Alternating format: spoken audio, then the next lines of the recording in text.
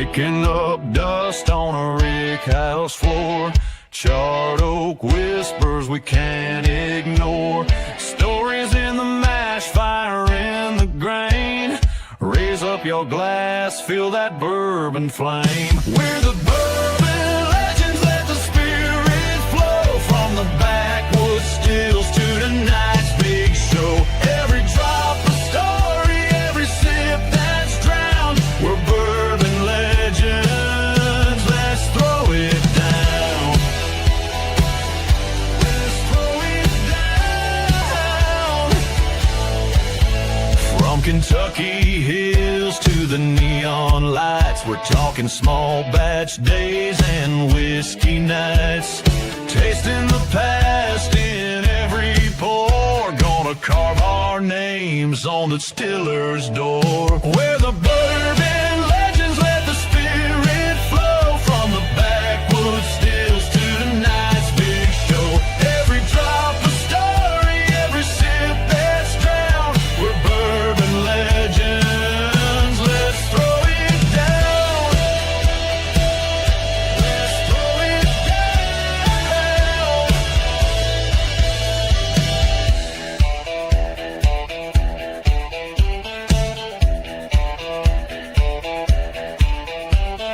Raise 'em high, feel the fire. Clinking glasses, lifting higher. One more toast to the ones before, and the legends we're making forevermore. We're the Bourbon Legends, let the spirit flow. From the rick house walls to your front row. Every drop a story, every sip a crown. We're Bourbon Legends, come gather round.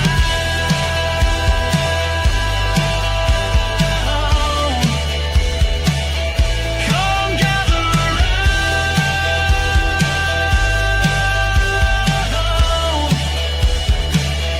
Come gather round.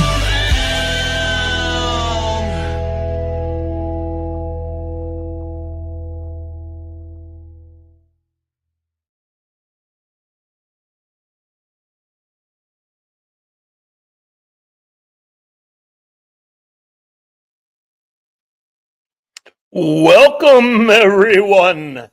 It is the day before Halloween, Thursday, October 30th.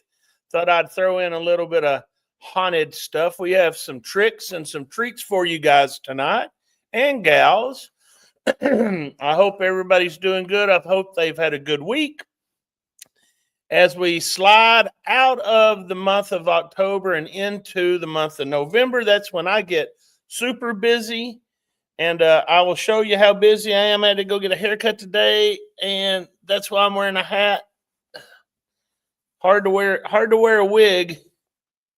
And it's cold here, so I had to cover up because otherwise I might freeze to death. Talking about freezing to death, the man who has spent the last 10 days, I believe, on the beach is now back in Arkansas, where we do actually have 4 seasons. Maybe 6 seasons. We usually have like a spring, a summer, a fall, a summer, a fall, a summer, and then winter, and then maybe back to summer. Mr. Roger Randall, what's going on, Roger? I'm trying to stay warm. That's all I can say, Craig. I came back. It was 80 down there. I came back, and it was 40 and rain. So, well, here it is. I built this prop behind me and everything. It's been way too hot to use it. I got to use it last week, and now I'm out here, and there's like no way I can wear a t-shirt. I have to be in long sleeves, and I'm still cold. So go figure, Yeah, it'll turn next week. It changes. It's Arkansas. We'll get back in the 70s. And that's right. But you know what? I'm looking for cold weather. When you play the big man in the red coat, you don't want it to be hot. You want it to be cold. Yeah, I remember those times last year when you were running around and it was 75 degrees. You had the air conditioning going, and temperature's all relative, right? So like once you get used to it being 90 doesn't feel that hot. And then it gets down to like 50 and you're freezing to death. But in the wintertime, 50 degrees, you're running around in shorts and a t-shirt once you get used to it, So oh yeah, definitely. Anyway, I want to welcome all the guests, everybody from Bobby's channel over there. I know I've got some names I'm not familiar with. I see some that I am familiar with. So everybody, let's hold hands and sing Kumbaya or whatever. And that's what it's all about, right? Is drinking bourbon and being part of the community. So cheers, Definitely. everybody. Cheers. So Roger, let's get into something spooky, okay? I'm ready. You happen to know what the last edition of Booker's is this year? You know, I know the third batch was Jerry's batch because that's my best buddy, and so we had to get that batch. But the fourth one, I don't know. Well, now where did Roger go? He was supposed to be there. He is. Yeah, I'm here. So it's the Phantom's Pop batch. Wow. Yeah, that's that Phantom Pipes. And you know what? I did all sorts of research on this, and nobody knows what that means yet. They don't have the little card from the box. Yeah, because it's not been released, at least that I know of.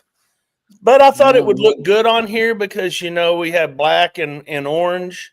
That's what the label is going to be this time. And look at that. Do you see anything strange on the facts about this one?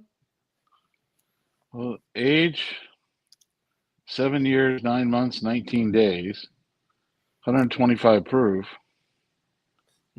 Oh. That's my bad. I have MSRP of $125. It's not. I screwed up. My gosh. That's what's called having too many damn irons in the fire. Yeah, I'm pretty sure, as we found lately, you can find the Bookers for $89, $99, $109 in that range, depending on where you go. And what's really odd is to see the first three batches for this year still sitting on the shelf side by side. I've never seen that before. Well, that goes to show you that's the sign of the times, right? Yeah, people a lot more slowing out there, down and people are buying less. And, you know, I'm just wondering what this federal shutdown, you know, the government, how that's going to affect whiskey sales as well. Well, there's no labels, no new labels going through the TTB. So, but I mean, look at how many people are government employees now that's not going to have the money to go out and buy these $100 bottles, you know? I would have to agree. There's a few of them on Bourbon Tube that are doing some charity some auctions and things like that to help with that. So yeah, there's even one, I believe, on our Discord that we brought over into, you know, shared the link. The guy's just trying to, you know, survive, and he's got bottles up, you know, for sale, kind of doing his own little fundraising. So anyway, so yeah, I'm looking forward to this fourth batch because, you know, I have to collect all the Bookers. So I'm right there with you. Moving right along. Here's another bottle that I'm very interested in as well, and that is, why is Roger not showing up? You're trying to spook with me, I think, over there. Well, you're supposed to be on here every time. Well, I'll pop up. This is the Chinkapin series of the Heaven Hill. And if you read this closely, folks, it says first in the series of Heaven Hill Grain to Glass Specialty Barrel Series. It's supposed to be hitting anytime in November. As a matter of fact, it's already hit in Arkansas. I know that for a fact. Yep. And probably other states as well. 129 MSRP. And so, yeah, this is just going to be a series. Every year you're going to have the grain to glass, and you're going to have a special, you know, whether it be a double oak or like this, the Chinkapin Oak series, or who knows what they'll come up with, but always coming up with something new to try to get you to buy it. Is that MSRP right at 129? You know, after the last one, I don't know. Hell, it might not be. Yeah. because like I said, the first batches at 99 had a tough roll to get off the shelves. There's still a lot of those on the shelves. If anybody out there in a TV land has bought a bottle or knows the price, let us know, because I could be wrong at $129.99. No, it makes sense that they would raise it a little bit, but we'll have to see what They what probably people have have seen to it go raise the for. price, because if you know anything about Chinkapin, it does not hold liquor very well. It wants to, Now here's the deal. It could have been finished in a Chinkapin barrel for 1 day, right? We don't know. Right. Yeah.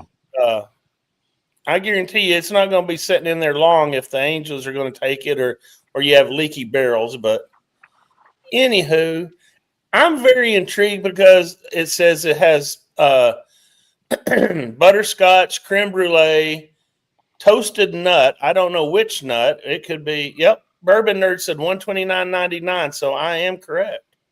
There we go. Once in my life. Chocolate and coffee notes. So that sounds very interesting to me. I'd like to try it. And again, right around Christmas, you have butterscotch, creme brulee, chocolate. Oh, seems like those notes are common amongst all the bourbons that are coming out in this fall time period. But yeah, I'm interested to try it. I'll give it a try.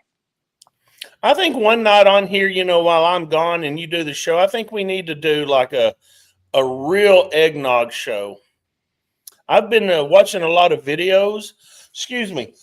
I've been watching a lot of videos of how they make real eggnog. And that's a very interesting process, and supposedly has a totally different flavor than the processed crap like the Pennsylvania Dutch or the I know Buffalo Trace comes out with one, and there's several different varieties. But that's something I think we should look into. Well, you know who'd be able to help with making eggnog? I think I do. Chill Will Rocco. Yeah. And speaking of which, where is he at? He may have to pull another shift tonight. I don't know. Special assignment. Yeah, who knows? Okay, moving right along. Something else that I'm interested in. I just don't know how bad I'm interested in it. There you are, Roger, not coming up on my series again. But Freddie Knowles' Warehouse series. What do you know about that, Roger? Take over for a minute while I cough this thing out of my lungs. It was interesting because we saw these as they were being released at the Beam Distillery when we were down up in Kentucky a few weeks ago, and the names on them were very interesting because, again, I've made fun of the fact that Jack Daniels comes up with a whole fancy sounding new set of brick houses, Tanyard Hill. Well, they got Warehouse R and they named it Mushroom. Warehouse W, they named it Beaver, and Warehouse G, and they named it Owl.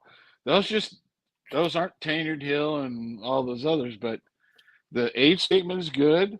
The proof is 110 proof, limited allocation. So it's kind of interesting. It says the same distillant in all three offerings, only aged in 3 different locations. So if anybody is interested in these deep dives, while we were at Jim Beam, they had the same distillate that was barreled on the same day, just within minutes of each other. Put it on 3 different floors of the rick house, and you had totally different flavors. So I'm sure this will be no different, being aged in 3 different locations. Yeah. The only thing on here that I look at that I'm just not real sure about is that price point at $180. Yeah. That's the one thing that's like, I usually don't have a problem spending my money on stuff I've not tried, but this is one that I'd like to try at a bar or something first, just to see. Yeah, the 11-year age statement doesn't quite buy that $180 price. Right. And who knows? Maybe it's great. Something else I followed around and I was digging this week. Did you know that in Kentucky there is 16.1 million barrels out there in Kentucky right now, Roger? Yes, I did. And every single one of them is being taxed by the state of Kentucky this year. Well, it shows right here. It's around $75 million worth of taxes on these barrels. But the value of the juice in the barrels is almost $10 billion. Yeah, and we saw a lot of them. We saw a lot of full rick houses. And Yeah. we saw a lot of the distilleries that were, still kicking it out and building rick houses as quick as they could. Yeah, the one thing that I didn't touch on last week, and I was going to touch on it this week, but you saw or heard about the expansion there at Buffalo Trace, right? Yeah. Yeah, they are, it's a privately held company, so they have the ability to spend money without any board approval or anything else. They're not really worried about stockholders or any of those type things. So it's in the billions of dollars they're going to spend this next year on increasing their production, which could mean that some of those sites that went up for sale that closed down might end up reopening with producing one or some other Buffalo Trace product or Sazerac product. Right.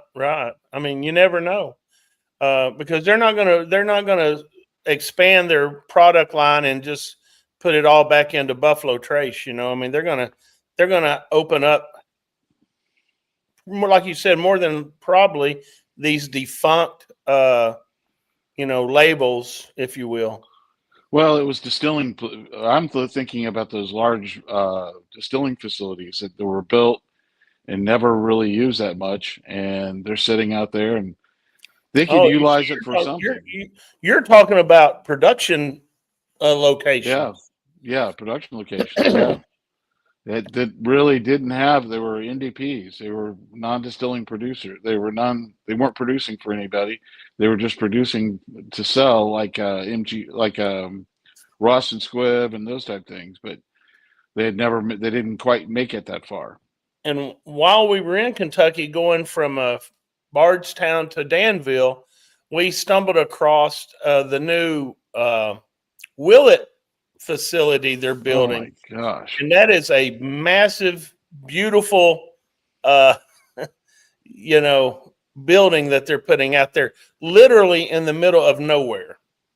Yeah, and there was another distillery that was right near there, just to the north of it, out there. But it had to be where they get water, and they had rick houses built all around it, and because Willett needs it, because they produce they don't have enough room to produce all the stuff, all the distilling that they need for Purple Top and for all their rye. So this will be a brand new facility. Lord knows they don't need it though for the pot still. No, we don't need more pot still. Excuse me. And last but not least, if anybody has $1 billion in their pocket, Four Roses is for sale. It's a pretty place. Yeah, I mean, what's $1 billion, right? I mean, come on. Yeah, I'm sure we got a couple of folks we're going to have on in a little bit. That's probably right in their wheelhouse. Oh, you think so? Yeah, I think, Bobby's Four Roses Distillery. I think that might work. Yeah, that was Bobby Badack's Bourbon Distillery. He wouldn't even have to keep the name Four Roses. No. Hey, let's give something away tonight, okay? Okay, sounds good. I've been wanting to do this. I'm going to run the little ticker along the bottom. Hold on one second. Let me get rid of this. Let me put you back on here, Roger. I don't like that brown color. Let me change that. Let me change that to something scary. Woo! There we go. Yeah. Okay. Now I'm going to run the ticker. Okay. Okay. Since it's so close to Halloween, if you would go and you would put hashtag trick or treat, you can win tonight's bottle. And I'm not going to tell you what it is until the end of the show once we spin it. and I'm going to make sure that you guys are going to be held in suspense. And then we will determine, once the chosen winner is picked, whether it was a trick or whether it's a treat. Oh, and Sounds FYI, the hashtag trick or treat has to be entered on the Bourbon Legends That is site, true. because that's the only way our little tool will pick up the hashtag trick or treat. And by doing that, you just log in, subscribe. 1 minute, it'll allow you to put in a post, and you put hashtag trick or treat, and you're in the raffle. I'm glad that you said that, Roger, so we don't have anybody disgruntled. You have to go to, like you said, the the Bourbon Legends YouTube page, and that's where work. you have to enter in the hashtag trick or treat. And at the end, we'll let you know what the bottle is, and we will figure out who the lucky winner is, and send them a bottle. Uh-oh. Something going on over at the Air Force Base? I don't know. Do we have any firemen in the house? Is there a fire? I heard the fire sign going on. We're in. Finally. Here, you Okay, better hold on. do not put out. I can tell you guys this: do not put out a whiskey fire with water. I may or may not know that, but anyway, let's welcome Bobby Bad Axe and Mr. Keith P to the house. What's going on, fellas? Got to chew up that tape. Yeah. All right. Liven this party up. More chips. More chips. Yeah. All right. Here, I'm going to get it red hot in here. Woo! Oh. All right. All right. So what's going on, fellers? How you having a good Thursday so far? Been okay. I mean, It's Thursday, which is his Sunday, because tomorrow's his Monday. Did I get that right? Yeah. Tomorrow, your Monday. Tomorrow's Bobby? his Monday. Yeah, because he's on the firefighter schedule. So Is that why you don't drink on Thursday nights, Keith? No. Sometime I drink. It depends. Yeah. As long as you don't overdo it. That's the thing. Well, as soon as I take a sip, I'm off duty for good. there you go. The next morning. No more jumping on the truck. So my first question right off the bat is, Bobby, have you ever swung that axe and had a mishap, like it bounces back, hits you in the face, or yes. Oh hell, look at that. He lost a finger. Dang. Oh, well, you know what? It's funny you say that. Of course, I've had all kinds of accidents at work, but, won't talk about all that here. But over at sabbatical, he goes, hey, I want you to try chop into this barrel, this oak barrel. I'm like, okay. So, oh my gosh, dude, we were hitting that thing, and I hit that. You guys know how hard oak barrels are. Oh yeah, it is. Oh my goodness, it took me about 5 swings to get through just the top, just the barrel head. But man, I let the Danny Leonard, the owner, let him do it. He went just like this. I said, "Be careful, man, be careful." He went like this, and he went just like that. You can see the back end of that. Yeah, it was like, his sideburns probably looked about like mine. It looks like you got your haircut with this. Man, I tell you. There's nothing wrong with that haircut. It just makes my head cold. That's all. Yeah. If I lived where you guys lived, I wouldn't have to worry about my head being cold. Dude, it's like 80 degrees here today. Yeah, see, I love the humidity. I was in the 70s today. Were you? Yeah. Yeah. The rain didn't make it his way. Yeah, it was a nice day today. Roger, would you like to start questioning these gentlemen? Well, I think everybody's first question is going to be, and we'll let Keith start off, if that's okay, Bobby. Go for it. And hey, age before me. What got you started in firefighting? I needed a job. That's the easiest answer there. Needed a job, got a phone call. A friend of mine said, "Hey, they're hiring." Put my application in. About a month later, I got hired, and the rest is history. Now I got a career. Now you get a career. So you're the first. You're not one of the Yeah. long lines of. No family members, anything like that. No legacy going on. I was the first. Yeah. And are you going to be the last too? Yes. Do you know? Yeah. Yeah, I didn't promote the fire service for my son. I said if he wanted to assist as a volunteer in his community, wherever he lives later on, but do something else for a living. Okay. And Bobby, Yeah. So how did because I've heard the story before, but I don't know if I've heard it for a while.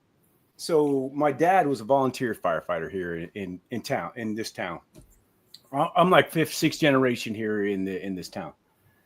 So my dad was a volunteer firefighter. I loved it. Loved airplanes. I'm like, oh my goodness, I love aircraft, jets. But grew up just looking at jets. My dad would buy me books of like jets and F-16s, F-15s. I was like 7 years old looking at all this stuff.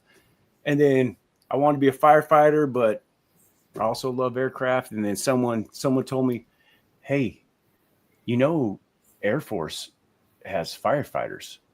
And I went, what?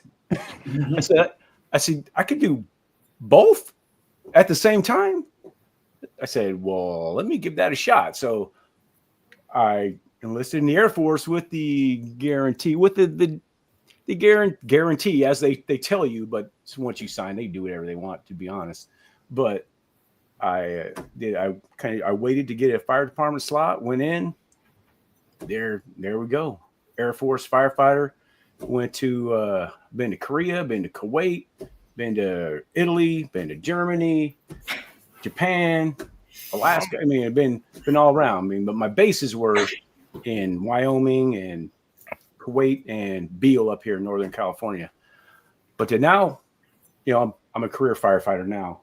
So I've been doing it since January 1991. I think it's about the same time. I think we're about the same time, right, Keith? Yeah, it's been exactly 10 days ago. I made 20 years. 35 years. Right on. You got a couple of years or two on. October 90.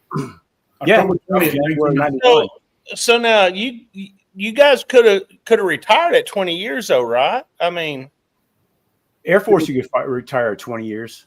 I mean, yeah, I guess you could retire in the municipality at 20 years, but you're not going to. There's too much to get. There's too much to talk about that for me. Oh, well, yeah.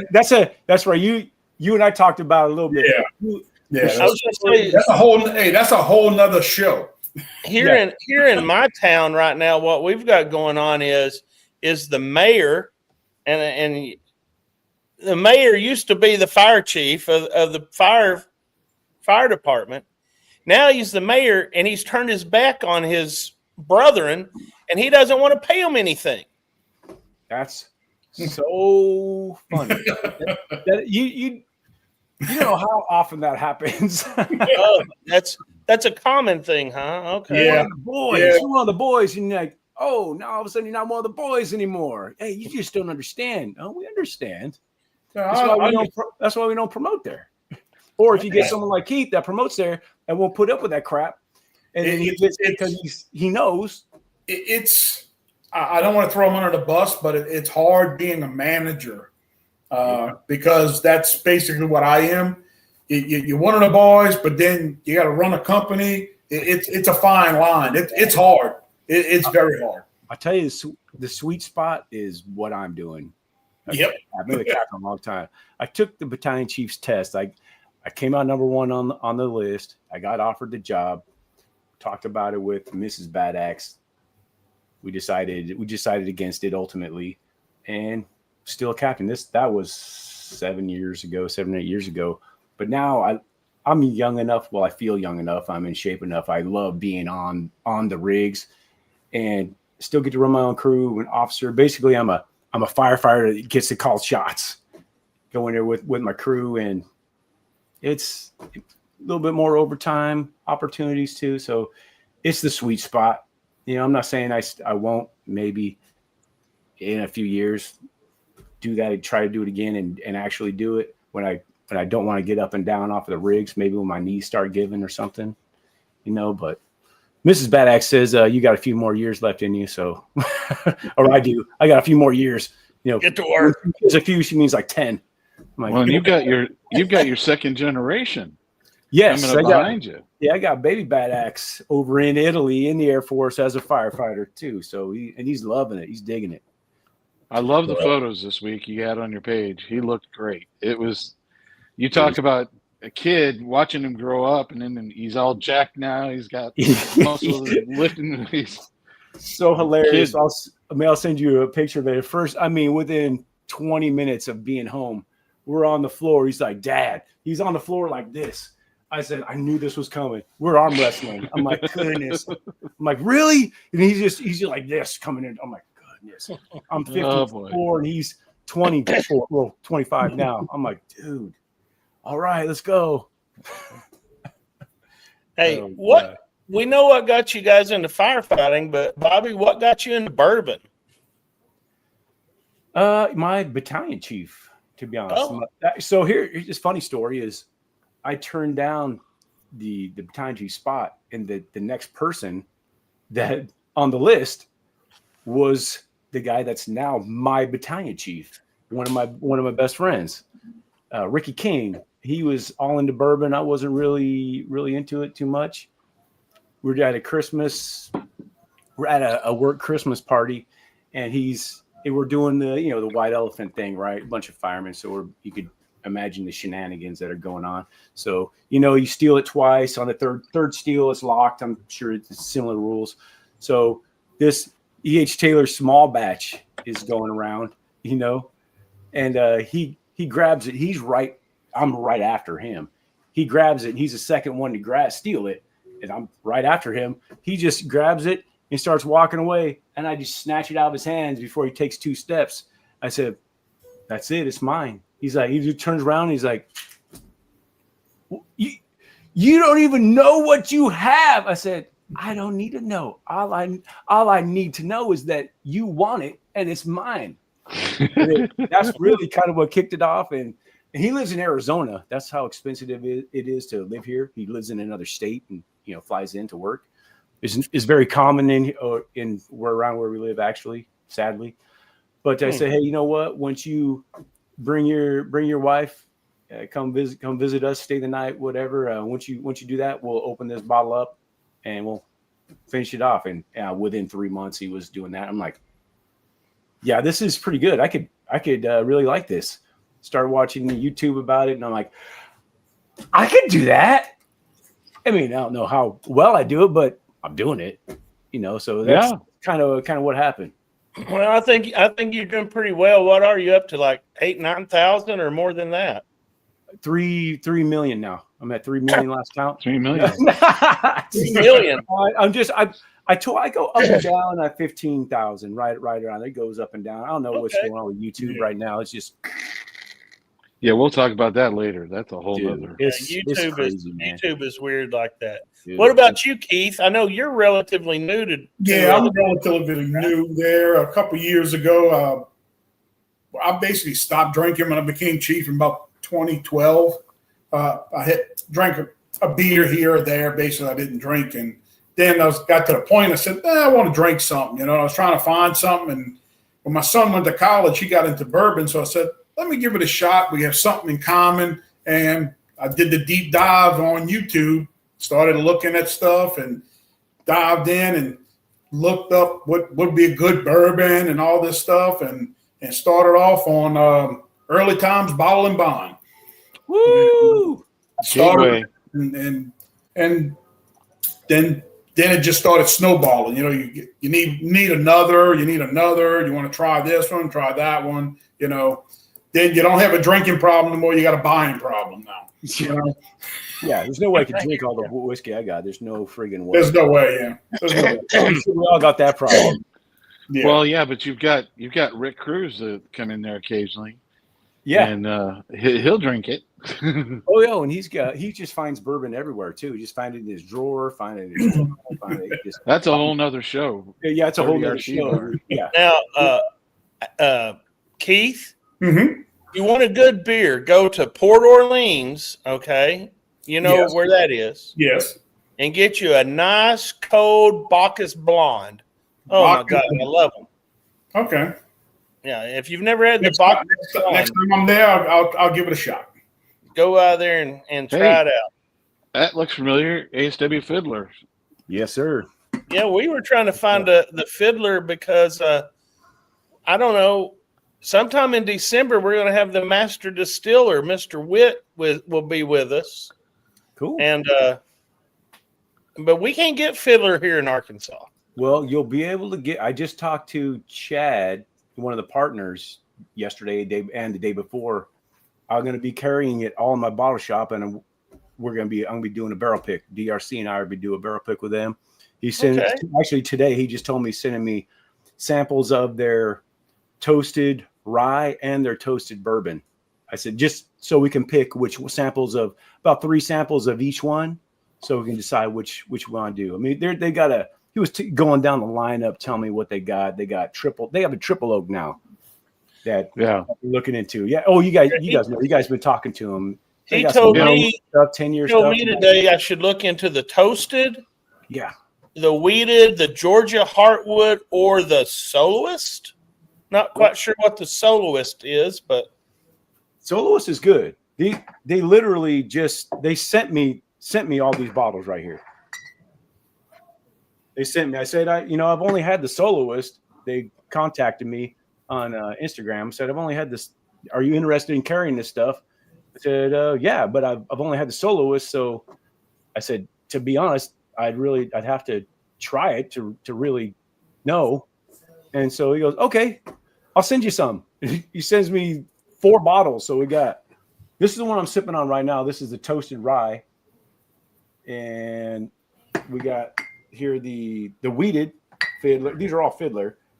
And Georgia Heartwood, the green egg batch, toasted green egg. These are all really good. And the Encore. This is their cigar batch right here, the Encore. So I couldn't believe it. I was talking to him yesterday. I said, hey, people, I'm telling you right now, don't sleep on Fiddler. Do not sleep on Fiddler. Their price point is great as well. As actually speaking those exact words to Chad yesterday, that, man, you're not only is it good, the price point is incredible. So don't sleep on Fiddler. If you can get it. And I'll have it in my bottle shop soon enough. But we're also going to do a pick. So look for that. Well, tell us a little more about your bottle shop. That's a unique. I would say something unique to. So you can get to it on through my. I have the domain badaxebourbon.com. All my affiliate partnerships and all that stuff are on there. Whiskey, Into the AM, all that. There's actually Z-Biotics, all that crap. But you can get to it through there, my bottle shop, but shop.badaxebourbon.com, which is an online bottle shop only. What I do is it's through Bottle Nexus, and it allows me to use, they contacted me and they're allowing me to use a third party distributor. So I get access to all of their inventory. They have inventory here in California, down in Texas, and in New York.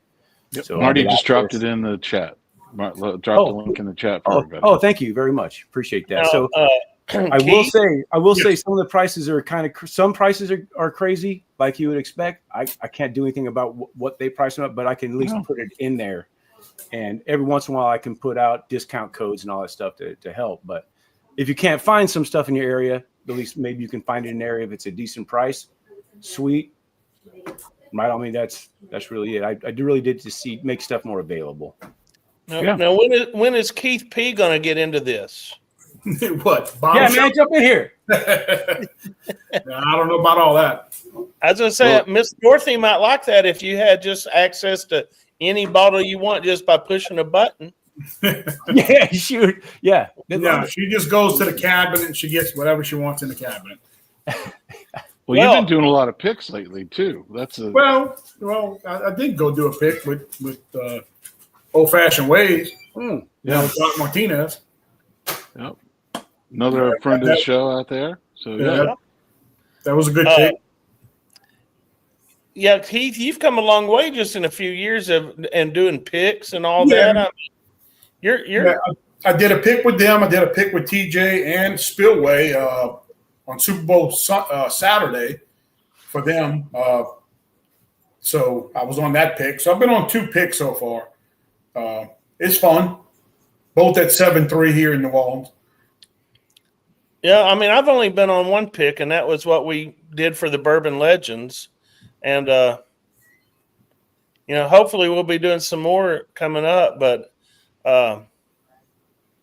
speaking of Bourbon Legends and whatnot, I mean, Keith here is one of the Bourbon Legends for sure, because what was it, Keith, 2 weekends ago you won? I'm sorry, Dorothy. No, I didn't win. Dorothy won. Dorothy won an old Fitz 9 from us. Yes. And you should have went to Memphis last week and picked it up, because now it was it's supposed to get here Saturday. Well, but there's no guarantee. Saturday. There's no guarantee that the bottle will have any juice in it, though. I mean, well, I hope you wrapped it really well. Oh, I'm saying maybe somebody else had. You had to sample it a few times. To make sure it didn't spoil. Make sure that it was still good. So, Bobby, what's your most memorable bottle that you've acquired? Well, it's got to be So I got 2. This is my very first pick from Corbin Cash. This is my very first barrel pick. The 7-year single barrel rye, 130 proof Corbin Cash. It's still is my favorite rye. It's an incredible rye. I got really lucky with that one. And when Nancy Fraley named, for whatever reason, she named this cigar batch 188, the Bad Axe Bourbon batch, which it was incredible. Is she contacted me? She asked me if it was okay. I'm like, yeah, no, let me go ahead and think about that. Yes, yes. Go ahead. Thank you. I don't know what I did, but I appreciate it very much. And then which then led into the Baby Bad Axe and the Fire Dogs batch 490. So those 3 bottles are holding a very strong place for me. I don't know if I could really even choose. Probably I would choose the Baby Bad Axe batch. I'm not gonna lie, I think I like that the best. It's so good. Oh my gosh, it's really good. What brand was that from? Corbin and Joseph Cash? Magnus. Joseph Magnus. Okay. Yeah. Is that a cigar blend, or was it just the Joseph Magnus cigar blend. Okay. Yeah. I don't have my glasses on, Roger. I can't see. Right. I can't see nothing. Got to get his cane out. That's what Keith's gonna pour. Keith's gonna pour, and I'll pour some of it in a minute. In a little while. She's got it in a minute. Okay, well, y'all can give us some tasting notes on that. Keith, what about you? What is your most prized bottle that you have now? That's a good question there. Well, I don't want to put out any bad questions. That's for sure. Prize bottle. Well, your most special bottle. It doesn't have to be.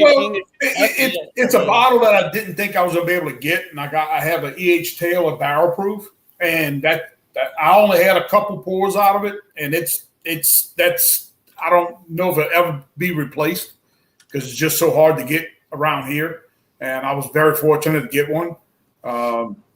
It's a good pour. We did enjoy a batch of Joseph Magnus. We brought a bottle to my son's wedding, and we really enjoyed that. We had to go search, and we did find that batch again, but it bottle didn't survive. It was really good. We had it at his wedding, so that was good. I would say the pick I did with Spillway. I have that bottle 7. I think, Craig, you have that bottle. I was on that pick for Whiskey Free. It was pretty good. I can't wait to get Doc Martinez when his bottles drop. I can't wait to get that. I think people are going to really enjoy that pick that he chose. It should be really good. I just hope we'll be able to get it to the people and everything. They got some distribution issues they got to get worked out, but I'm pretty sure they will get it worked out. Well, a lot of people got issues going around right now, especially if they've got labels in with the TTB. Yeah, because it's going to be you tell them when it's going to come out. I don't have something that's really special other than that one bottle that I got very fortunate to get. So it is what it is, Well, I mean, I got a lot of good bottles. It's not really anything standout stuff, but I mean, it's good. We enjoy it. A follow up to that question is, well, what would be your unicorn bottle? I mean, what are you searching for? I don't necessarily mean right now, unicorn right now that I would love to be able to get my hands on would be Masters Keep Beacon. That would be the bottle right now. Since it's the last one, that would be the one. Be careful what you wish for. You remember that show? I don't know if you were watching that night when I said I really was looking for that, and I ended up with two people that were trying to get me a bottle that night. Yeah. I bet you if you put it out there hard and long enough, somebody will find that for you. Probably could. That I'm gonna try to find it around here. If I don't get it, that's not gonna be the end of the world. What about you, Bobby? What are you looking for right now? So I'll keep it. I'll keep it along the Masters Keep notes for you. So actually, I've had the beacon. Have you had the beacon, Keith? No. You guys, it's delicious. Yeah, it's absolutely delicious. DRC, of course, he's got it. He found I think he found it under his couch or something. But he's got it, and he happens to have my favorite, which Beacon was a challenger to it. Actually, Beacon, I'll say, is my number two. That's exactly the Revival is my favorite, right, of that lineup right now. Well, speaking of that, I just had a taste of that. The Revival. So it is very good. It's great. Very good. So I'll if I could find a Revival, I would try to track down a Revival. I know it's going to be hard, but that would be my unicorn because I know it's harder to get. It's older. Okay, not a whole bunch of them. I thought I was well versed in bourbon, whiskeys, and ryes and whatnot. But tell me, what is the Revival? It's another Masters Keep finished in it's sherry finish, huh? It's sherry finish, right? Yes, it's just sherry finished. Sherry finish. Those are going to be even harder to find because they're from the past, right? Yeah, that's about five Masters Keeps ago or more. I mean, I don't know which number it is exactly, but yeah, it's good. It is good. The place I saw it this week. You saw it this week? Oh yeah, online. Oh yeah. Oh, that Gas Cartel was about $9,000 maybe. Yeah, Bourbon Concierge in Washington D.C. Yeah. It's like $7,800. It was on sale. It was on sale. Yeah, yeah. That's the problem, right? It's on sale. It's a truck down payment. Yeah. Yeah, that would be my unicorn. I have a question now for Bobby. I don't know if you guys are noticing any lagging, but I'm lagging over here on my end. We know what is the most lagging. Yeah. You have noticed that? Yeah. You're frozen right now. Maybe my audio will work though. I thought what's the most frustrating thing you found about making YouTube videos? Editing. The editing. It's the way. If you guys have seen my this not that videos, they're very fun, and I've learned how to make them, especially with Mrs. Bad Axes in them or DRC. I'm like flashing pictures of them on there when they talk. It's funny and it's fun to do, but to make it that way where it's choppy like that, some people say it's too much, but whatever. But to make it like that, there'd be hundreds, probably 600 or 700 cuts in the video just to make a 3-minute short in those videos. So it takes, for that 3-minute video, it's about 10 to 12 minutes of shooting, and I gotta cut it down to 3 minutes, and if now I'm getting to the point where can I put the intro? I just kind of overlaid onto it with the swirling fireball and explode. So I just kind of, that doesn't take up any more time. But if I want to put a little outro on the back end, like, comment, subscribe. Sometimes it just doesn't make it on there because it's only like 10 seconds long, but crap, man, trying to shove all that stuff in 3 minutes, dude.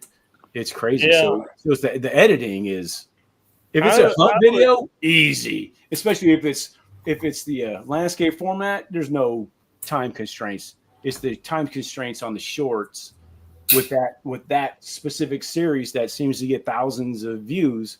So we got to keep doing it so people watch the other stuff. That's the nature of the beast. So that's probably the most frustrating and time consuming thing. Yeah, we had fun going out to Kentucky shooting. Now I'm in the midst of editing, and I'm just having all sorts of fits with uploading these 4K videos that are hour and a half long. Oh my God! Yeah, I'm going to ask you here. I'm going to ask you a question. It takes so long to upload those 4K videos, right? To be on the format. So now ask yourself, I made this decision, conscious decision. Is it when it's in 4K, is there going to be more people watching it or not? At this point, probably not. So yeah. I would save it. It's 1080p or even 720. Yeah. Get bigger. It's who's watching, everyone going to watch in 4K. Maybe they're watching on their phone, maybe, but most of them are watching like this. I know I appreciate the quality, and I was doing the same thing, but it was such a headache and so time consuming. Unless you just have time to blow.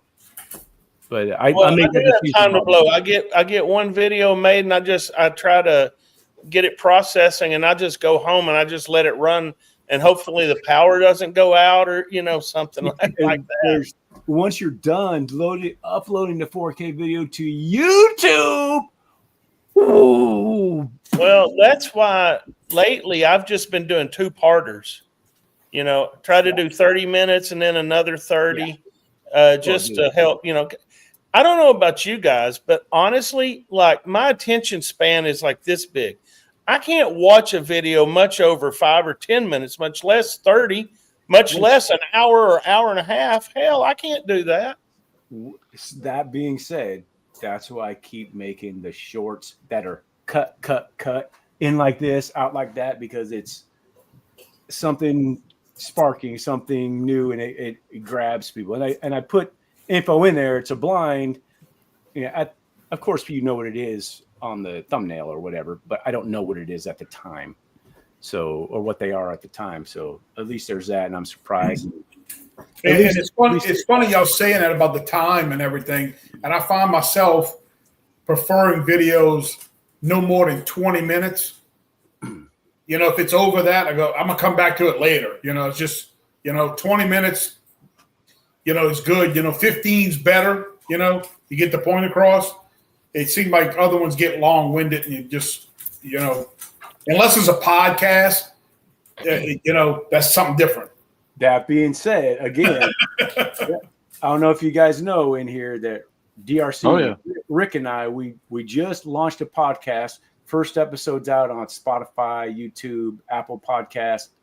We're trying to keep it right at a half an hour, but we're releasing it one a week on Monday. So it basically during drive time to work, you can listen. It's video podcast, except for Apple. It's just they don't do video podcasts, but you can listen to it. You can listen to it or watch it as you're driving. A little bit of info with a little bit of banter. We're trying to keep it subject oriented, so you learn. If you're new into it, you can learn something. Maybe it's something current. You can maybe something you haven't heard or you forgot or something like that. So we are doing that too. Cask Strength and Unfiltered is the name of the podcast. I was gonna say Cask Strength and Unfiltered. We'll get in. It's a good segue, huh, Bobby? So yes, sir, man. Marty, you're if you me can up get tonight. that put out there. You guys are hooking me up, dude. Yeah. Well, I mean, we always tell our guests this is kind of like a commercial for your, whatever you're trying to sell, your product. So there it is. You're welcome. Wow, thank you. Thank you very much. And it's funny when we were in Kentucky and we would give somebody our business card or whatever. They're like, "Oh, you have a podcast?" And we're like, "Well, not exactly. We have a live show. I mean, I guess we can run it as a podcast later, but I mean, hell, that's just one more thing I'm going to have to try to do. I can't do it." Yeah. Then we're going to have Rick Cruz on here one time. We have to have different sips whenever Rick's in here. So he'll want to get started with something else, you know. You should. We'll have I mean, I'm not. Of course, you guys pick your own guests, but we could come on, ask Cast Strength and Unfiltered. There you go. Okay. There you go. We could do that too. We have a slot open November 13th, so you know. That's the other thing about us trying to get guests on the show. It's like anything, when it rains, it pours. We've been trying since September to get on here. Damn it, I can't get November 13th booked for anything. Damn. Yeah, November 13th. Well, shoot, what day is that? Thursday. It's a Thursday. Thursday night. That's in 2 weeks. Must be. Yeah. I'll be off the next day. Yeah. But that's the thing. You try to find guests, especially when we get into Christmas time. There's a lot of different things going on. He's going to be busy. I don't know, Bobby, I think we talked about this before, but Craig becomes Santa Claus and he's gone and he won't be on the show. So it'll be me and Whoa. What am I learning right now? we're gonna have a new host and co-host that are gonna be on here. Are you saying and he is Santa? What? I don't want to know Santa's not real right now. I don't want to know. I don't want. Oh, he's real. He's real. He's telling real. You. Looking at him. You're looking at him. I think that's before the transformation. I think that's so awesome that you do that. Oh well, it's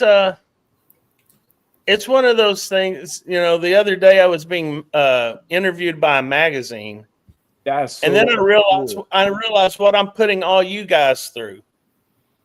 And when I got through, I said, "So, do you have any other questions?" And she's like, "Well, I only asked one, and you answered like all of them." And I'm like, "Yep, I understand." I mean, just like right now, hey, we're just pulling. I'm not going to lie, we're pulling crap out of our butts now because you guys answered all of our questions. You answered 3 questions for every one that we had. You know, hey, that's how you roll, right, Chief? Yeah. Hey, you know. You ask me something, I'm going to go way over here. We're going to just keep adding on. And hopefully, so it is only one question after you get done. Yeah, you got to write out that incident report. You got to know everything. You got to put all the details in, right? Or might get it later. And then I just sit over here and hope that Roger comes up with a good question. And if there's dead air, then I just have to BS my way through it, right? And we start talking about like Santa Claus or whatever. I don't know. So look, I'm looking in the chat a little bit. What everybody in the chat, what y'all sipping on tonight? See if we can figure out what's going on there. I see Ernest Peacock's in the room here.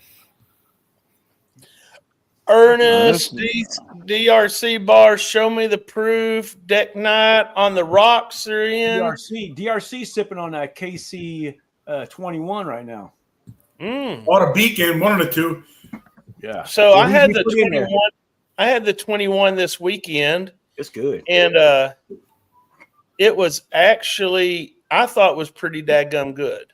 Me too. And I thought the 18 was over oaked personally, but the 21 the oak was there, but it didn't seem over oaked. It seemed sweeter. I'll have to be honest with you. I was at a bottle share and I was about 20 pours in. So it didn't matter, right? It's kind of like when Keith, when I come to Mardi Gras. Yeah. I was telling somebody about this earlier this week. I said, you know, I may start out with a couple of 3 really good pours, and then I go to the bar and they're like, "What do you have?" And I'm like, "Just give me the cheapest crap you got, make it a double." There you go. Because at that point, I don't have any taste left, you know. But the only problem with that is that they'll probably give me Jackal number 7 and I would be able to taste it. That's the only one. I'm like, ugh. But no, everybody cut their teeth on Jack I number know, 7, man. right? Oh my No. gosh. That's funny talking about that. Okay, so back in the day, I drank, way back in the day, I wasn't into any of that stuff. So I was drinking rum and beer, it's all that stuff. Then I got into Crown.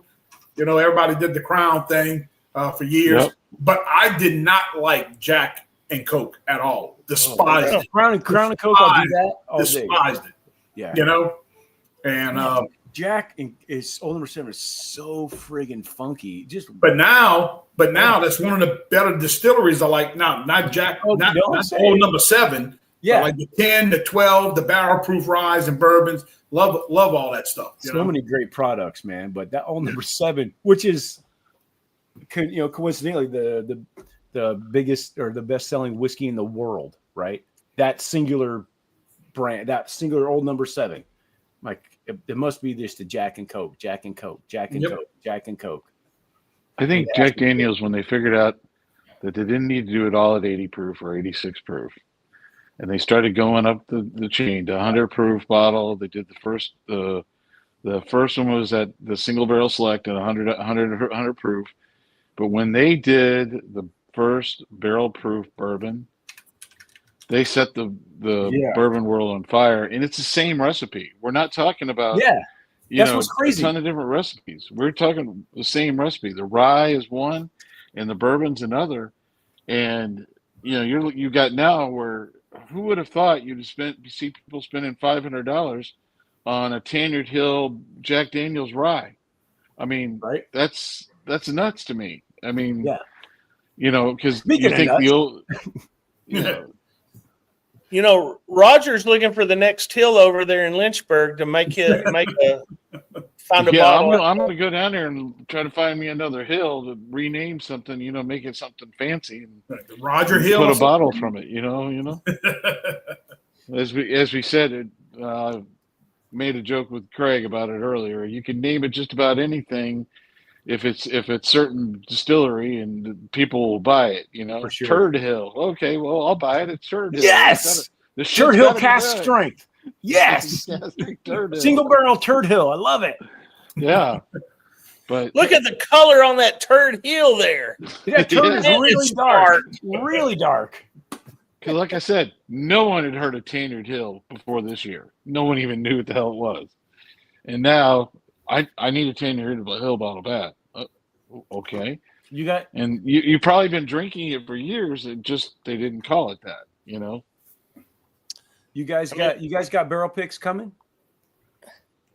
We have some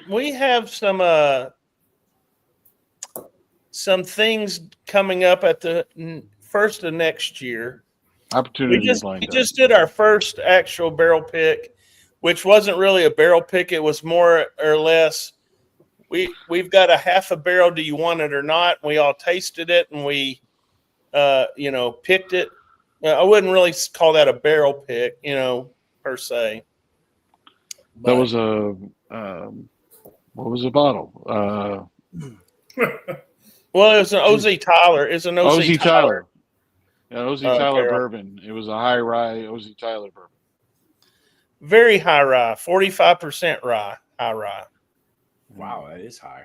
Yeah, but it actually didn't drink like a rye or a high rye.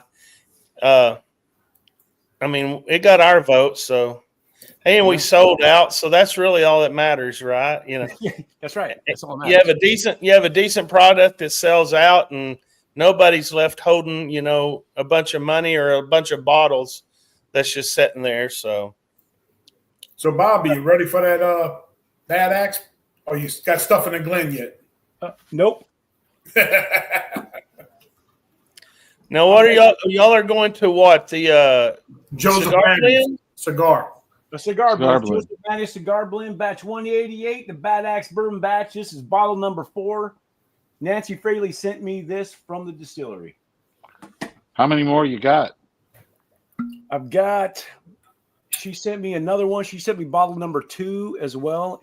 I had her sign that one. That one's there. That'll be open on a special occasion, like Bottle Baby 2? Badass gets Bottle married or a kid, something like that. But She sent you batch 2, Bobby? She gave me bottle number 2. Bottle? And bottle Bottle number 2 4. of 188. A bottle 2 188. Okay. So I've got this one we just opened. I've got one more unopened, and the one she sent me. But the Baby Bad Axe batch 490, I've got probably a pour and a half left of that bottle. She sent us 3 bottles of that. Parker took 2 bottles back with him to Italy to share. He goes, Baby Bad Axe and the Fire Dogs, right? So to share with the Fire Dogs that he's with. And we almost, literally, you could barely see the bottom of that one that's in there that we've got here. Now I've got anybody. I think Deck Night on the Rocks, they're in the chat. They found a batch 488 or something like that. So the coupe, they're doing coupes now. So I think it's batch 481 through 492, something like that. That's the coupe, and they're all Baby Bad Axe and the Fire Dogs, but she dedicated batch 490 as the Baby Bad Axe batch because she feels that's the best one of the entire coupe. 486, okay, 486. 46. Have you opened it yet? Dude, have you opened it yet? Let me know, man, because I gotta. If I can't find a batch 490, I gotta find one in there. I'm gonna have to get them numbers from you, Bobby, so I can look for them things there. Yeah, she's got the tasting. If you go to Joseph Magnus online and you can look up the batch, the cigar blend. You can look up the batches. It'll have them all. Have all the tasting notes, what they're called. I thought she stopped doing that. Oh, she's doing it for the coupe now. She's doing a coupe now. So not individual bottles. This was individual. The batch 188. Yeah. But now the coupe, she's doing coupes now, and the Baby Bad Axe batch is part of one of the coupes now. Yeah. So yeah. I'll tell you what, that was a lot of numbers thrown out there, man. I know, man. I know, dude. Okay. Have to get an incident report written for that. 432, we just got as well as 181. We didn't get their bottle. Whoa! Come on, Homer. Come on, man. Dude, hey. If you guys got a cigar batch at all, or Joseph Magnus, anything. Got a cigar batch going here. Well, I've got one. It's gonna. I know. DRC's got this batch. If you'll forgive me for moving all my stuff, I'll get over here and get mine. Now there is a high percentage that this bottle that he's going to hunt for is a floor whiskey. It could be on the floor. It was actually pretty dusty. I had to clean it up. Okay, what numbers am I looking for? This thing here is old. What you got there? What you got? You got one. Cigar blend. I don't know where the hell am I supposed to. You got a cigar blend right there. 407 is what this bottle says. Okay. I don't know. So that's more recent than 407. So 407. Yeah, she's in the 490s right now. 200. Oh, no, batch 200. Batch 200. Got it. Okay. Batch 200. Yeah, I see it now. That was Remember, I don't have my glasses on. Okay, so that was just after the Bad Axe bourbon batch. Right, shoot, man! And you have a Joseph Magnus cigar blend, Roger? No, I just got a cigar batch. Right on. I put together. Now it will be floor whiskey together. Okay. Now it's floor whiskey. All right, fellas. Cheers. Cheers. Baby Bad Axe, Nancy Fraser, and you guys, the Bourbon Legends. Cheers to you guys. Cheers.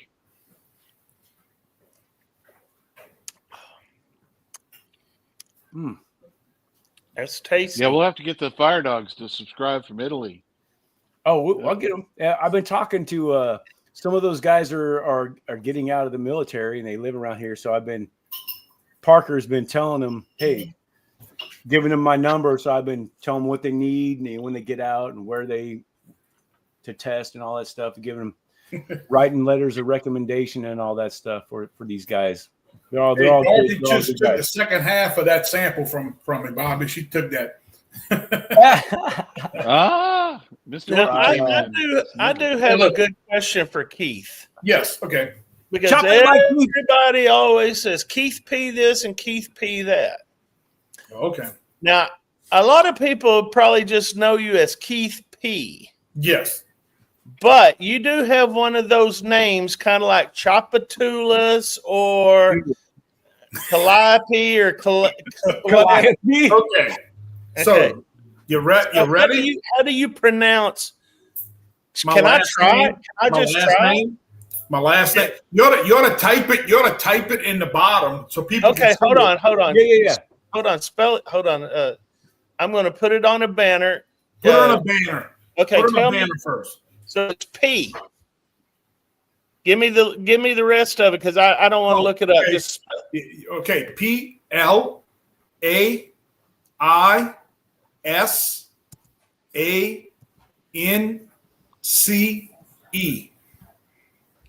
all right. So I'm going to add this to the banner. All right, folks. Let's have some fun with this, okay? You see how it's spelled there? If you can phonetically put it out there like, my name is Imbodin, IMBODE. I recently tried to do that on Google just to see what they would do. Man, it ain't working. So Roy P, he's Roy from Baton P's Rouge. Hey, look. He says Playzan or Playzance. Somebody just put look who chimed in. You had it on there. It's Oh, Dorothy. I thought that was Roy. Yeah, she chimes in. Plaisance. It's Plaisance. Plaisance. Okay. Plaisance. Plaisance. So is it Plaisance or Plaisance? Plaisance. It's French, of course. Okay, so it's French. Plaisance. Okay, so my last name is Bonin, or Bonin, right? But yeah. it's French as well, and it would be in France. It's Bonin. Bonin. No way I'm saying that. No way I'm going by that. Yeah, it's Plaisance. Some people says Pleasance and all Plaisance kind of stuff like that. Plaisance sounds cool, dude. And what's amazing, people in Chicago should know how to say it, because doing a Google search one day, I didn't know there is a Plaisance Park in Chicago. I had no idea. So if you say Plaisance and it's French, you got to go like, Look, listen, I know everybody out there can hear my accent. Okay. What? So they know where I'm from. Okay, I'm sorry. I guarantee they know where you're from. Guarantee, like Roger said.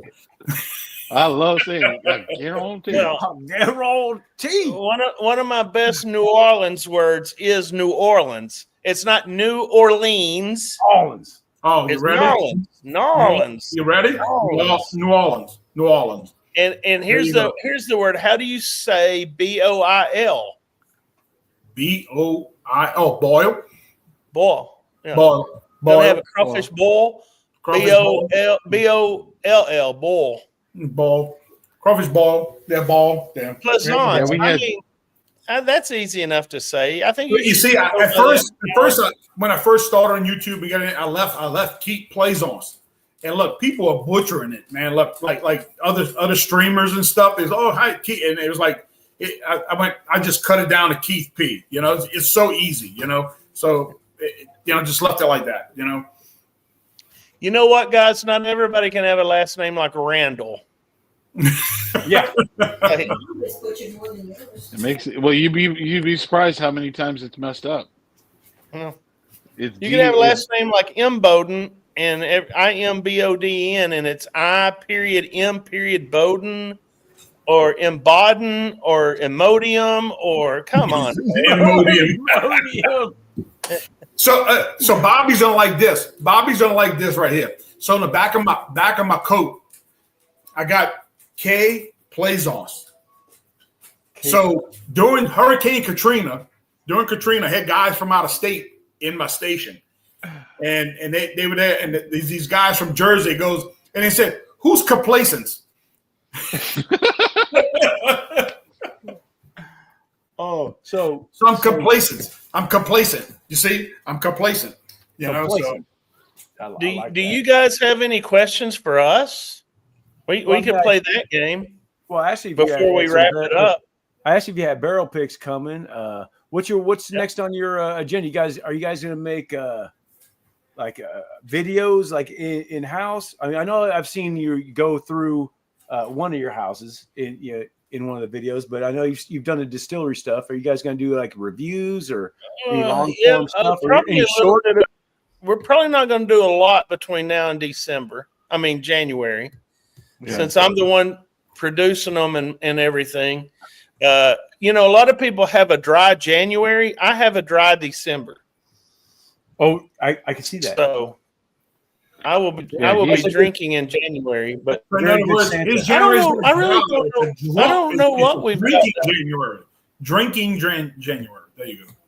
Drinking January. I think what we're going to do is we and Will are going to try to get us through Christmas. We're going to try to do the shows, the hour-long show on Thursday nights. Right. Well, if he has time, I'll try to help him out with it. I'm trying to get capabilities to help him out with some of the videos if I can. It requires a new computer and a new equipment, and blah blah blah. And it's that we started this a few months ago. We didn't have any idea, right, that it was going to go boom. And Craig, we started in April or May. And I think we started doing the video stuff like in middle to end of June, I believe. Yeah, is when we actually started doing YouTube stuff. So we're very wet behind the ears on this. And we hit 400 subscribers the other day. And right on, man! I saw that. Congrats. Hopefully, going to have 500 by the end of the year. And you'll have that by the end of the year, man. It's we don't take anything for granted, especially with YouTube, because I've watched a couple of people. Because I've watched a couple of people get kicked off, dude. For I don't know what. And for those of you that don't know, I've already broken 15,000. But if you see at my numbers, I'm at 14.7 something. You were at 15, though. That's what I'm saying. That's YouTube, dude. I have no idea what's going on with YouTube. I've already gotten over to 15,000, but I think I got to be closer to 16 now to feel safe of doing a 15,000 celebration, because I'm not at 15,000 anymore. I'm like, and it was just like literally overnight. I'm like, what just happened? I remember watching it. It's just it was crazy, dude. I'm like, this is weird. And of course there's no one to call, no one to talk to. No, it just is what it is. I mean, everybody tells us, "Oh, you've done so good in such a short period of time," and I feel like I'm like way behind. You'll always feel that way until you get an intern. Well, I just want to get to the 500th subscriber so we can give away something. Aren't you guys giving away something tonight? We give away something every night. All right. It's a trick or treat tonight. But before we give it away, I do want to plug this. This may be the most dumb thing I've ever come up with, but I like it already. On New Year's Day, we're going to have a live marathon for 5 hours from 1 to 6. New Year's Day? New Year's Day. See that? See how I'm talking about being dumb? I think if you call it a marathon, it should be 26.2 hours. Ooh. Yeah. Well, I'm telling people, come watch as Craig buys. What you have to do, Craig, what you have to do is one, like we got 4 right here. You need to have one that have the college bowl games on, or nobody's going to view you. But then you you'll get. Well, you get dinged. That's true. Yeah, you get dinged. It's not like Discord where you could do that. There's the other thing that's annoying about YouTube and all that stuff. If you put any music or anything that you get copyrighted, or you don't get when you're monetized, it's a bigger deal. Not that that's true. This, but it's just what the heck. Or you can just go on and put a piece of music that's AI generated and still get busted for copyright. Yes, dude.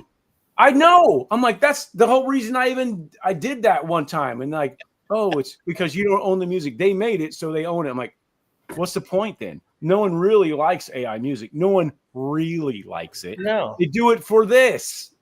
Yeah. So we've decided that in January, we're going to let Will, who's our co-host, he's going to start singing. He's got the voice of an angel. I'm telling you. He works at a dam. I'm plugging him, and he's probably sitting there at the work going, I'm going to kill you. But we'll get Will to start singing, get a guitar out, take requests. It'll be fun. But do you guys want to stick around while we do this? We still got to do our final pour. That's right. Hazmat. Well, then hell, let me down this one. We're going hazmat. We're going hazmat. I gotta. I'm gonna say 129. Yeah, Dodge is drinking buff turkey over there, people. So, okay. You know, if you want to introduce your wife, it's rough to be Dorothy. You know, she could come over here. I mean, she is the legend of the group of the two Palanzas. No, I'm knocking. The Plazas. Well, really, her name is hyphenated. Really, her last name. So it really threw you for a loop there if you put that in the chat. What is hers? What does she go by? Well, her last name is her maiden name, which is, you ready?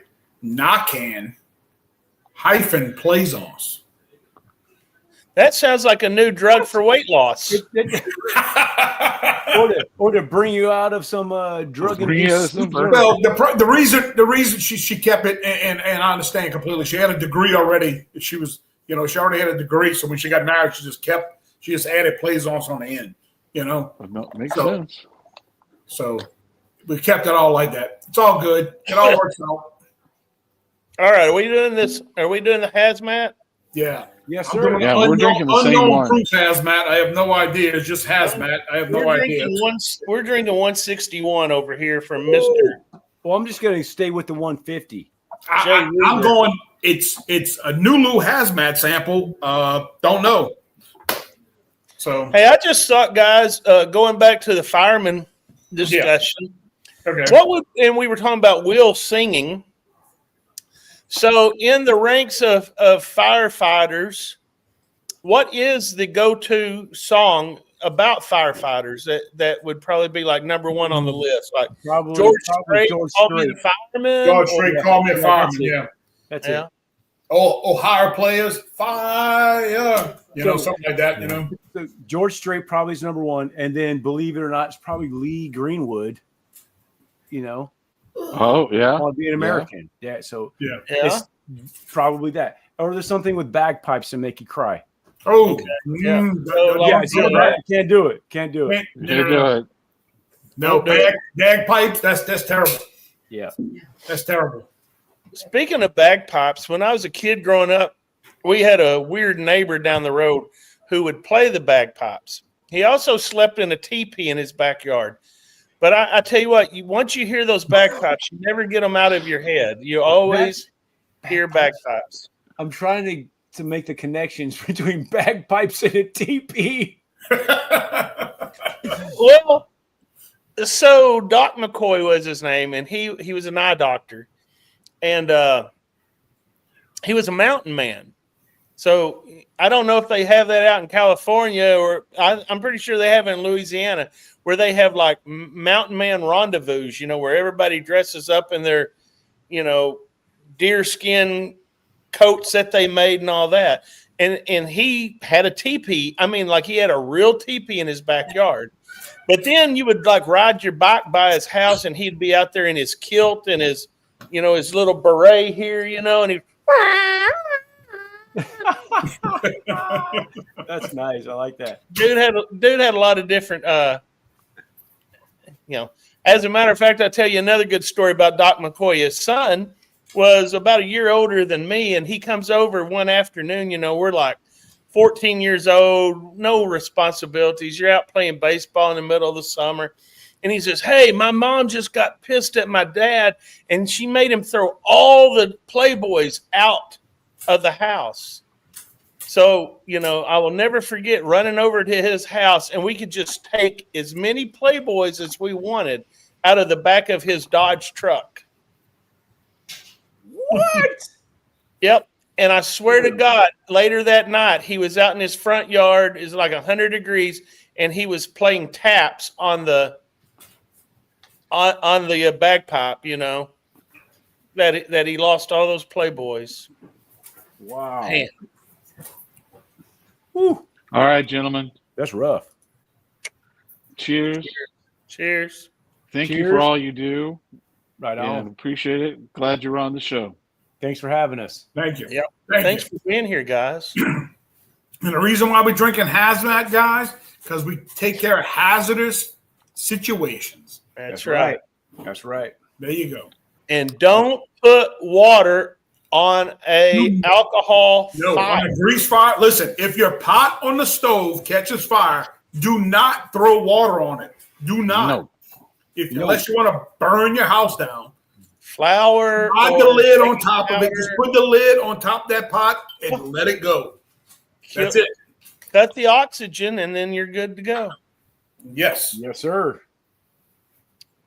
All right, here. All right, that's your fire tip safety hazard of the week. Yeah, that's my hazard. That's my thing of the night. Listen, if you got a fire in your house, I'm gonna give you a safety tip now. I'm gonna be a fireman now.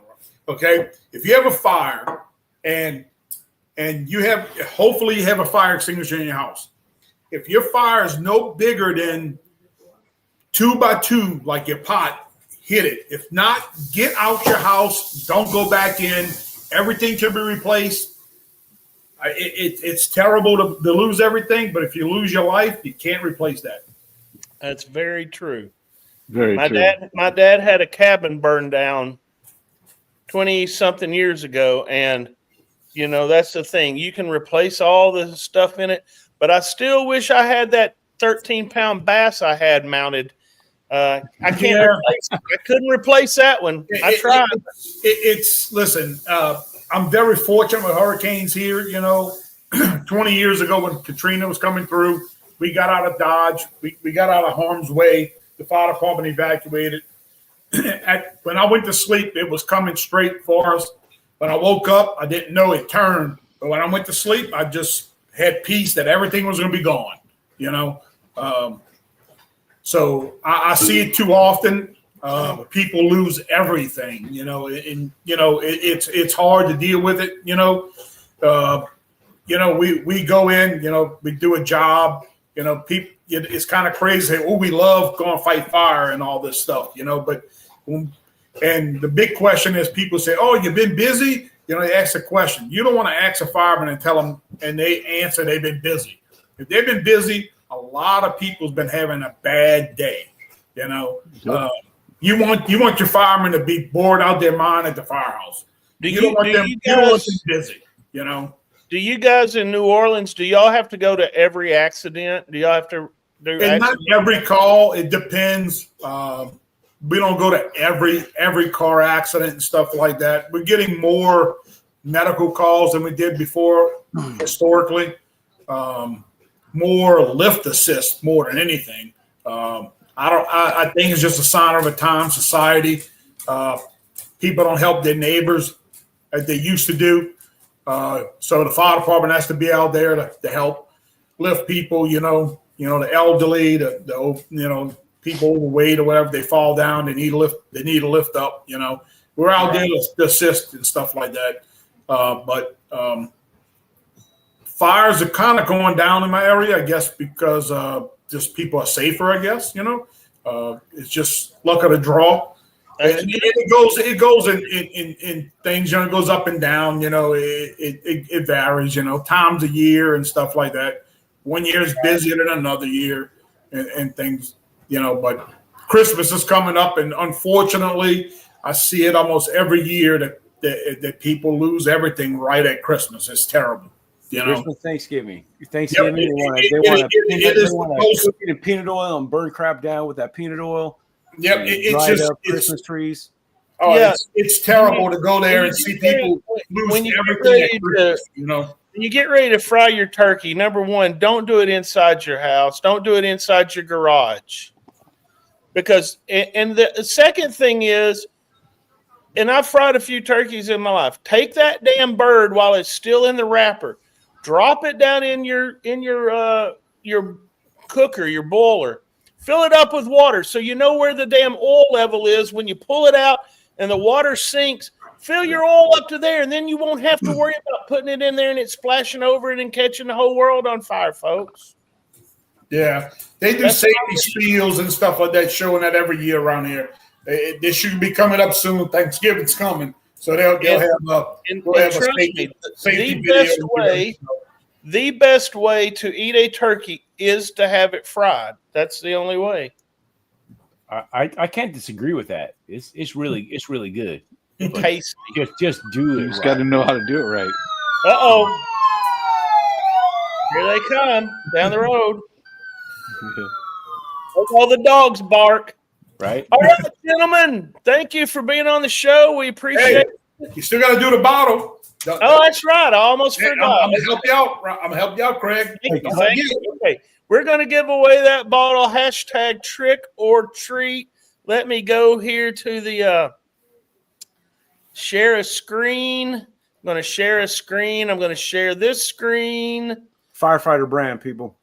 Okay. I don't know if you guys are going to still be. Okay. Yeah, we still got you all on here. The off-duty brand, people. The off-duty brand. Go check them out on Instagram. Trick or treat. Smell my feet. Let's roll this. Here we go.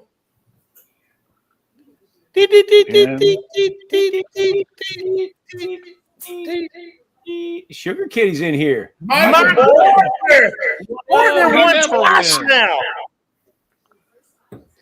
All right, Bortner. It's rigged. It's rigged. It's rigged. I'm sorry.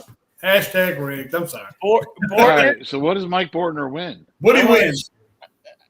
Now, Bortner, if you don't want this, you don't have to take it. But if you do want it, I'll send it to you. It's a Yellowstone toasted special finish toasted 100 proof. That's a good bottle. Trick or treat. That's a good bottle. That's a good bottle. It is a good bottle. It's a toasted bourbon. I love toasted bourbon. I mean, I like almost anything toasted. I like almost anything cigar blend too. The one cigar blend or cigar cut that disappointed me, it was not good at all. It was really sour. I like Old Elk products. I like a lot of stuff, but that Old Elk cigar cut was not good. People, don't buy it. Ooh, I forgot I was drinking hazmat just now. I took a big sip of this thing, man. Woo. Good stuff, man. Light you up. Hey, I don't know how hot this is. This Nulu hazmat sample I got. It is very good. It is very tasty. I'm guessing at least 140. Well, Bortner says, "Send me that bottle. I don't have it." So I will be sending that bottle to Bortner, and I will charge him the damn shipping since he's winning all these damn bottles. Right on, man. All right, folks. Thanks for joining us, Keith P., Bobby Badax, Roger Randall, and myself.